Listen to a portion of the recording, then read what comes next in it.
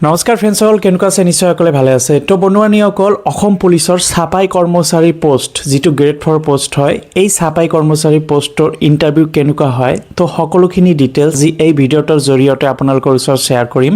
যিহেতু মই ইয়াৰ আগৰ বছৰ ইণ্টাৰভিউ দিছিলোঁ ছাপাই কৰ্মচাৰীৰ, যিটো গ্ৰেড 4 পোষ্ট হয় অসম পুলিচৰ আণ্ডাৰত। তো ফ্ৰেণ্ডসকল, ভিডিঅ'টো সম্পূৰ্ণ ভালদৰে চাব আৰু যিসকলে নতুন ভিজিট কৰি আছে অসম জব ইউটিউব চেনেলটো ছাবস্ক্ৰাইব কৰি বেল আইকনটো প্ৰেছ কৰি দিব। তো ফ্ৰেণ্ডসকল, বলক আমি আৰম্ভ কৰোঁ। তো বন্ধুবান্ধৱীসকল, প্ৰথম কথাটো হ'ল যে অসম পুলিচৰ আণ্ডাৰত তাৰপিছত অসম বেটেলিয়ান DGCDৰ আণ্ডাৰত ছাপাই কৰ্মচাৰী কেইটামান পোষ্ট এডভাৰ্টাইজমেণ্টত আপোনালোকে চাইছে যে এডভাৰ্টাইজমেণ্টৰ 100টামান ছাপাই কৰ্মচাৰী ভেকেঞ্চি দিছে। তো এতিয়া কথা হ'ল যে ইয়াৰ আগৰ বছৰতকৈ এই বছৰ ছাপাই কৰ্মচাৰীৰ মানে ভেকেঞ্চি অকণমান বেছি দি দিছে। তো এইটো অসম পুলিচৰ আণ্ডাৰত আছে, অসম বেটেলিয়ানৰ আণ্ডাৰত আছে, DGCDৰ আণ্ডাৰতো আছে।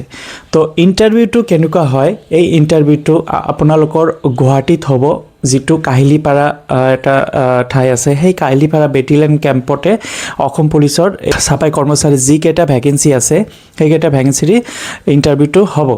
এই ইণ্টাৰভিউৰ আগত আপোনালোকৰ এডমিট কাৰ্ড দিব। এই এডমিট কাৰ্ডখন ডাউনলোড কৰিব।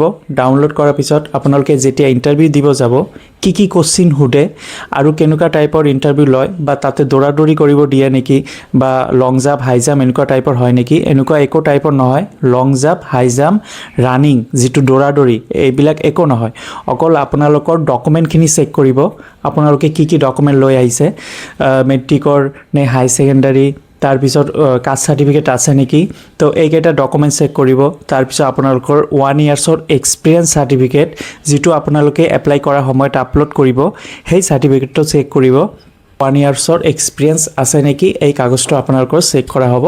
তাৰপিছতহে আপোনালোকৰ মেডিকেল হ'ব। মেডিকেল আপোনালোকে চাইছে যে মানে হাইট মাপিব, চেষ্ট মাপিব, যিটো ইয়াতে ফিটা দি মাপে, চেষ্ট মাপিব। তাৰপিছত আপোনালোকৰ মানে আঙুলি, ভৰিৰ আঙুলি এইবিলাক চাব। তাৰপিছত আপোনালোকৰ চকু চাব, কালাৰ ভিজন চেক কৰিব।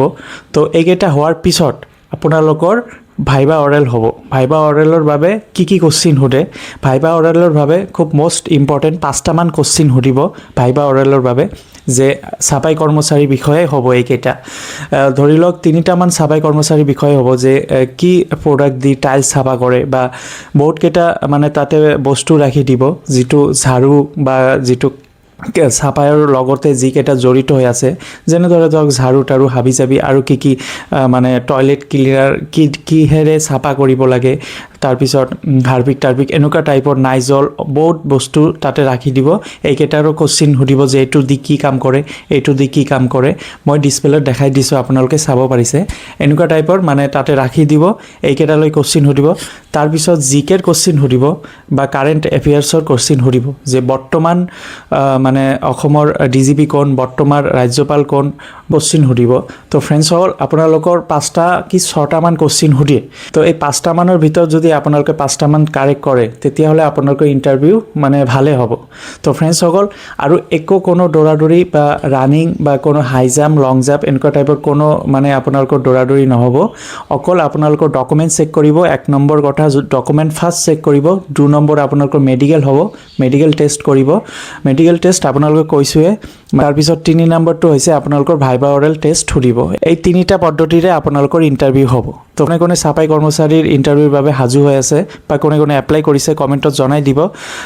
ছাপাই কৰ্মচাৰীৰ বহুতে এপ্লাই কৰিব, কাৰণ 18 পৰা 40 বছৰলৈকে বয়স যিহেতু দিছে। আৰু যদি আপোনালোকৰ এক্সপিৰিয়েঞ্চ চাৰ্টিফিকেট আছে, তেতিয়াহ'লেহে আপোনালোকৰ ইণ্টাৰভিউ একচেপ্টেড কৰিব, আপোনালোকৰ এডমিট কাৰ্ড আহিব। এডমিট কাৰ্ড অহাৰ ইণ্টাৰভিউৰ আগতে এডমিট কাৰ্ড লাভ কৰিব পাৰিব। অসম পুলিচ SLPRB ৱেবছাইটতে আপোনালোকে এডমিট কাৰ্ড পাই যাব।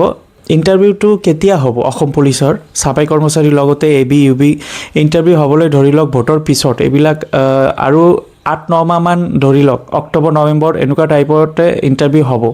তো ফ্ৰেণ্ডসকল, অসম পুলিচৰ লাষ্ট ডেট ফেব্ৰুৱাৰী 8 তাৰিখ। ফেব্ৰুৱাৰী 8 তাৰিখৰ আগতে আপোনালোকে এপ্লাইটো কৰি দিয়ক, কাৰণ ডেটটো আগুৱাই দিছে। প্ৰথমত কৰিছিলে ফেব্ৰুৱাৰীৰ 22 তাৰিখলৈকে, কিন্তু এতিয়া ফেব্ৰুৱাৰী 8 তাৰিখ লাষ্ট ডেট চলি আছে। এতিয়া ফেব্ৰুৱাৰী 8 তাৰিখতে লাষ্ট ডেট দিয়া আছে। তো ফ্ৰেণ্ডসকল, আজি এইখিনি ভিডিঅ' আছিল। যদি ভিডিঅ'টো ভাল লাগে লাইক কৰি দিব, নিজৰ বন্ধু বান্ধৱীসকলক শ্বেয়াৰ কৰি দিব। ধন্যবাদ।